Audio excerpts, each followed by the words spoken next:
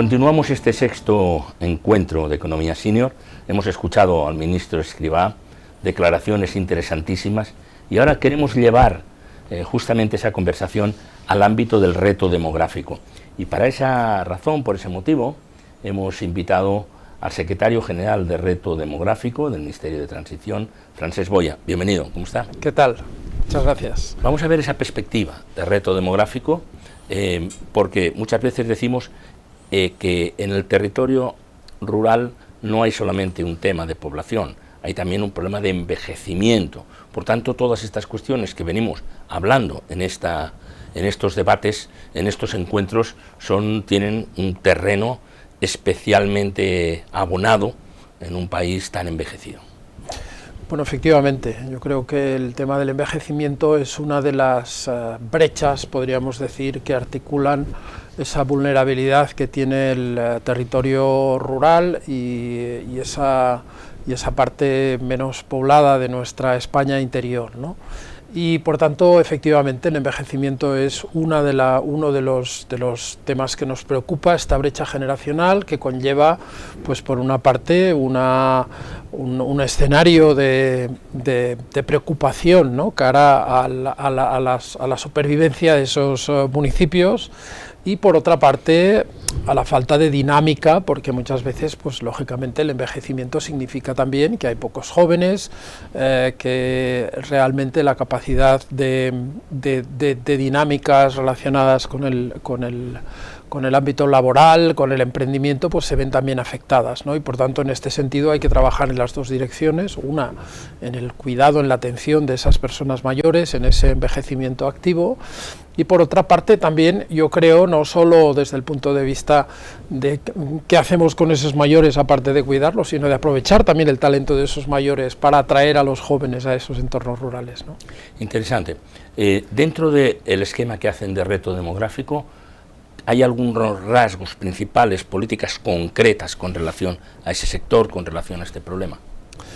Bueno, nosotros en esta primera etapa, en el reto demográfico, lo que hemos hecho ha sido generar una suerte de caja de herramientas en la que los distintos niveles institucionales de nuestro país puedan ir también, en función de sus necesidades, ir adoptando programas, medidas que les sirvan para hacer frente a una casuística que es muy diversa de problemas. Entre ellos está, lógicamente, también esta cuestión de la atención a las personas mayores, la economía de los cuidados, que lo llamamos ahora, ¿no? Y por eso en esa línea el plan de las 130 medidas tenía precisamente un ámbito que estaba dedicado a esta cuestión, más de 500 millones de euros para destinarlos a esta atención a la economía de los cuidados, y con esa también orientación del ámbito de reto demográfico, ¿no? Y luego es verdad que con ayuntamientos, con comunidades autónomas, hemos desarrollado proyectos piloto específicos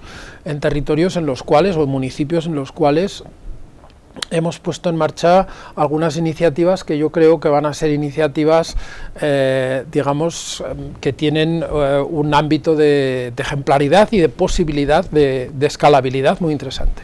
Decía ahora el ministro una cosa que creo que se puede aplicar a lo que estamos hablando, pero en cualquier ámbito de la administración. Decía, ya las políticas públicas no van adelante si no hacemos un piloto, si no lo probamos, si no demostramos en la práctica que es así, porque una cosa es la imaginación, los proyectos, lo que pueda decir un consultor, un experto, lo que sea, lo que se pueda aprobar en un papel, y otra cosa es cuando lo lleves a la práctica, por lo que acaba usted de decir, por esa casuística tan variada, porque incluso por el propio territorio, pues no es lo mismo la población tan dispersa de Galicia como la población tan concentrada como tenemos en Castilla y León, ¿no? Dentro de esas 130 medidas, ¿han hecho o van a hacer algunos pilotos concretos en relación al reto demográfico? Bueno, en este caso los pilotos que hemos hecho, los hemos hecho con comunidades autónomas. Bien.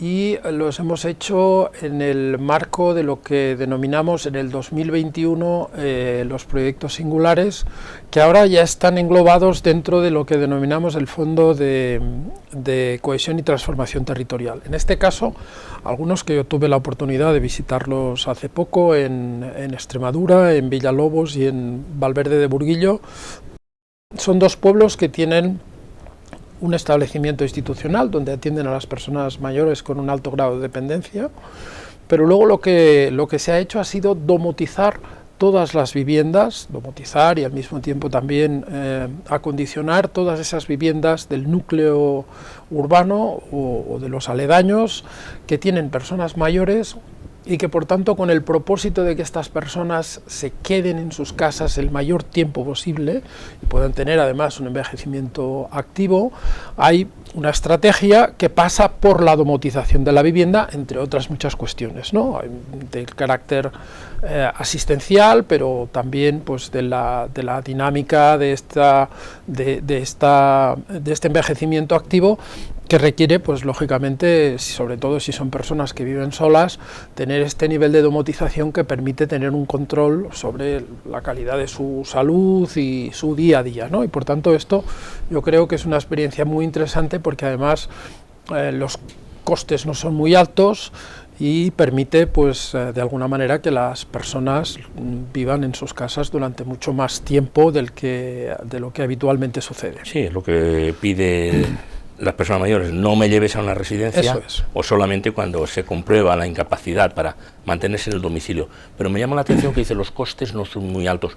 ¿Con la domotización de las viviendas los costes no son muy altos? No, porque no necesitas, lo que hace la domotización de alguna manera hay una inversión en tecnología, pero luego evita también la necesidad de tener personas de apoyo que tienen que estar, pero que una persona puede brindar apoyo a distintas personas a la vez, porque tiene sensores que están en su dormitorio, que están en su nevera, que están, por tanto esa domotización permite ver si esa vida cotidiana de esa persona es normal o no lo es, y si obviamente no es normal, pues eso entonces enciende una luz de alerta, pero en principio es un proceso que por eso lo estamos testando también, ¿no? Y tenemos estos pilotos, pero los resultados son muy interesantes. Pues sí.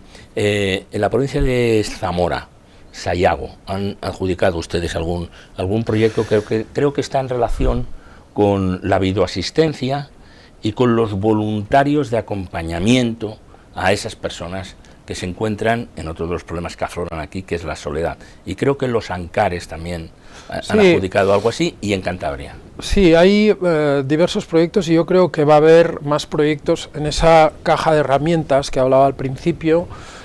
Tienen posibilidad también de ir a buscar ayudas los ayuntamientos, ¿no? Los ayuntamientos o las mancomunidades o asociaciones de ayuntamientos que se plantean participar activamente de la solución a esta serie de cuestiones, ¿no? Y por tanto estos son algunos ejemplos en diferentes modelos, pero todos ellos muy interesantes, donde por una parte pues la atención a las personas mayores, pero algo que es realmente interesante y que comentabas es esto que tiene que ver con la soledad, ¿no? Y por tanto también la participación activa de una comunidad, que es lo que todos esperamos que se genera en un pueblo, ¿no? Ese sentido de comunidad que participa de una forma activa en el acompañamiento de esas personas mayores, atendiendo a algo tan sencillo como es el paseo diario o la posibilidad de tener un rato de conversación. Eso a veces se produce de manera natural en el bar del pueblo, ¿verdad?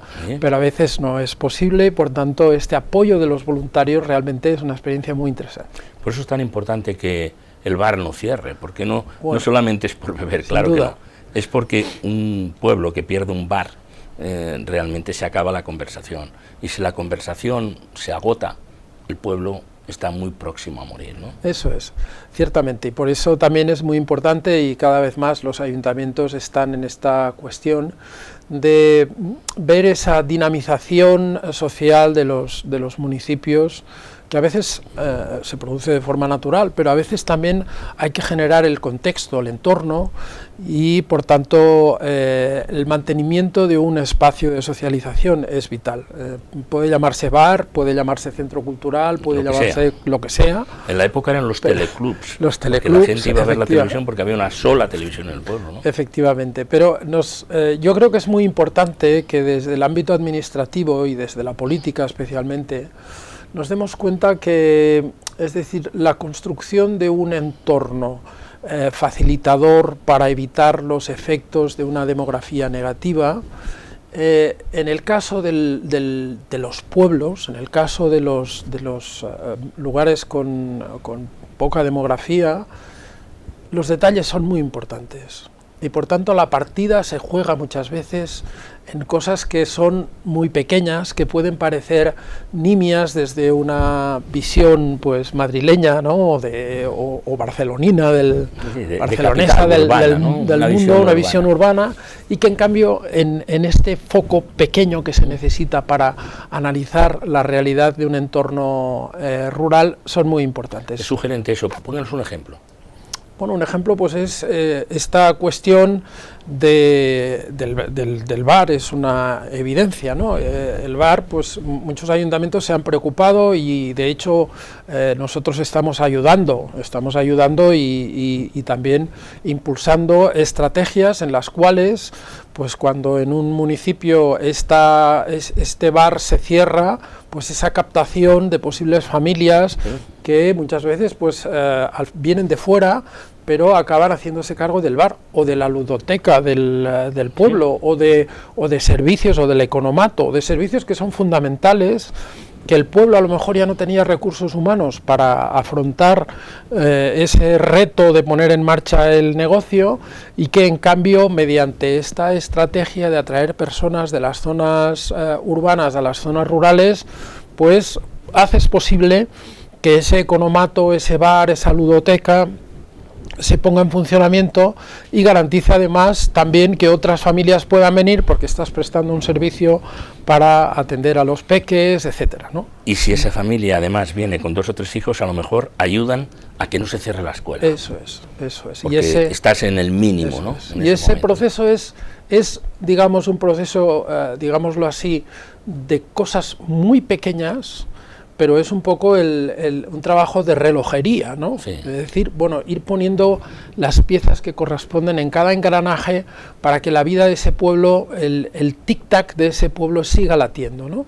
Y por tanto, en ese sentido es muy importante, por eso me parece muy ilustrativo lo de la caja de herramientas, porque los que más saben cuál es la pieza del reloj que les falta son los alcaldes.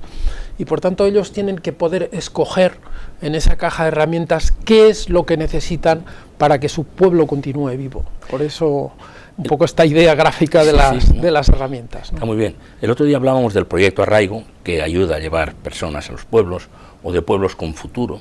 Y la persona de pueblos con futuro, Mario, el vicepresidente, me decía, ya hemos llevado 26 familias. A alguno le puede parecer que es muy poco, pero 26 familias a lo mejor hemos salvado 26 aldeas o 26 pueblos. Eso es. Por eso lo pequeño, en este caso, cobra una dimensión muy trascendente. Eso es. Y además, sobre todo, lo que es más importante, porque al final siempre ha habido un cierto flujo de familias, ¿no? Bueno, del trasiego de personas que deciden irse a vivir a lo rural o a la inversa. Sobre todo ha ocurrido más al revés, pero en este caso también las hay que quieren ir a lo rural, ¿no? Pero ese proceso es verdad que para que tenga un índice de fracaso bajo es necesario tener estas estrategias y este nivel de acompañamiento, ¿no? Y por eso todos estos proyectos, Arraigo, La Pueblo, en fin, diversos, o incluso los propios ayuntamientos, porque hay ayuntamientos que en este momento ya tienen también un concejal de su ayuntamiento que se dedica específicamente al acompañamiento de estas... Belorado, provincia de Burgos. Belorado es un claro ejemplo, ¿no? Hay otros, pero es un claro ejemplo y uno de alguna manera de los pioneros en esta cuestión, y que tiene un resultado muy positivo. Toda esta cuestión del problema de fondo que estamos tratando, de la tecnología, la domotización a la que usted se ha referido ahora en el caso de estas experiencias en 2 pueblos de Extremadura, todo esto puede generar una economía senior, que es lo que estamos hablando aquí, para que se pueda desarrollar, y en algunos casos decimos, y expertos hemos tenido en este encuentro que iba por su 6ª edición, dice, y que se puedan poner ejemplos a exportar de tecnología, por ejemplo, de asistencia a los mayores en su domicilio o de cualquier otro orden. En ese sentido, por ejemplo, la provincia de Zamora, impulsado por la Diputación, tiene la idea, le llaman Silver Economy, pero bueno, nos entendemos que para el caso sería prácticamente lo mismo.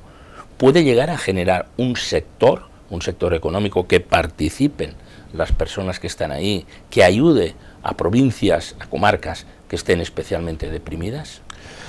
Bueno, yo creo que sí, sin duda, ¿no? Aquí, por una parte, entiendo que lo que debemos resolver son las cuestiones que están relacionadas con la calidad de vida de las personas que viven en este momento, ¿no? Los ciudadanos y la ciudadanía que vive en el medio rural, pero no solo en el medio rural, porque yo creo que aquí hay una cuestión que debemos tener en cuenta, ¿no? Cada vez más nuestra vida vamos a vivir en distintos lugares en función de la edad que tenemos y que pretendemos, ¿no? Nosotros entendemos que los jóvenes, por ejemplo, salen de las zonas rurales, se van a formar a las universidades y, lógicamente, después de esa formación quieren tener una experiencia laboral, quieren tener, de alguna manera, también una experiencia internacional. Luego nos gusta y estamos intentando que algunos de ellos puedan volver a sus pueblos, porque la tecnología y la digitalización nos permite también que puedan encontrar trabajo allí. Esto va a suceder también cuando nuestra vida ya llega a una edad madura, y en la cual a veces la ciudad no nos ofrece quizás esa calidad de vida que pretendemos. Bien. Y que a lo mejor en la ciudad se nos complica, vivienda pequeña. O es más cara. O es más cara. O es más dura. Y o es más inhóspita, ¿no? Y más inhóspita, porque sobre todo buscamos también un cierto reencuentro con la naturaleza, ¿verdad? Bueno, ¿por qué no lo pensamos en esa clave? ¿Por qué no pensamos también que muchas personas mayores pueden precisamente encontrar en los pueblos, si los pueblos están dotados de servicios, una calidad de vida que no tienen en el entorno de Madrid, de Barcelona o de grandes ciudades, ¿no? Por tanto, aquí efectivamente hay un modelo de economía en la que los pueblos pueden ser pueblos amables, pueblos cuidadores, y pueden ser pueblos que ofrezcan alternativas a estas personas, ¿no? Y luego hay un aspecto que yo creo que también hay que tener en cuenta: cuando uno llega a esa edad madura, quiere también de su experiencia personal, a lo mejor de su propia empresa, es decir, generar un relevo, que a veces no es un relevo familiar o natural, y en ese sentido pues también hay que diseñar estrategias que nos permitan que esos relevos se produzcan, especialmente cuando estamos hablando del ámbito rural, que no es tan sencillo, ¿no? Las ciudades es más natural. En el ámbito rural queremos también acompañar a todos esos procesos en el que a alguien, pues ya por edad, le toca abandonar una explotación, un negocio familiar, y de alguna manera necesita encontrar esa persona que pueda relevarle y por tanto llegar a un pacto, a un acuerdo en el cómo hacemos este relevo con alguien que a lo mejor de entrada no conoces y que por tanto tienes que acompañar ese proceso, ¿no? Eso es muy importante porque incide directamente en el hecho de que mi padre era agricultor, pero yo no me quiero quedar allí, aunque haya estudiado. No, y yo estudié para salir, y los que somos de un pueblo pequeño sabemos que salir a estudiar es comprar un billete de ida. Efectivamente. Muchas veces no es una vuelta garantizada, pero entonces viene el problema de cómo se hace esa transferencia para que no cierre la explotación agraria, la explotación ganadera, el bar o la tienda del pueblo. Efectivamente. ¿Cómo lo hacemos? En eso hay que tener en cuenta que en este momento hay un proceso que debe preocuparnos, ¿no? Que es el abandono de muchas pequeñas explotaciones que están gestionando el territorio. Por eso es tan importante hacer estos procesos de acompañamiento. En este sentido ya hay una asociación que está empezando. Este es un modelo que en Francia está muy instaurado, aquí tenemos que implementarlo, y por tanto lo que hay que hacer es digamos, no intentar atajar el problema cuando ya se ha producido el abandono de la explotación, sino hacerlo con tiempo y por tanto poner en prevención, es decir, que la persona que tiene o que ve que ya llega el ocaso de su actividad profesional, pues con un cierto tiempo pueda programar este relevo, por tanto seguir sacando un rendimiento a una inversión que ha hecho a lo largo de su vida, que muchas veces es de mucho dinero, porque las explotaciones agrarias requieren de maquinaria, aparte de la tierra, etcétera, y además, aparte de los recursos, también yo creo una satisfacción en este sentido más personal, ¿no? Sí. De ver cómo todo ese esfuerzo y todo ese trabajo que tú has hecho a lo largo de tu vida no se muere, no se acaba. No se muere, no se acaba, sino que tiene una continuidad y que va a tener un futuro, ¿no? Y por tanto eso, lógicamente, se tiene que organizar, tienen que existir unas plataformas en las cuales estas personas puedan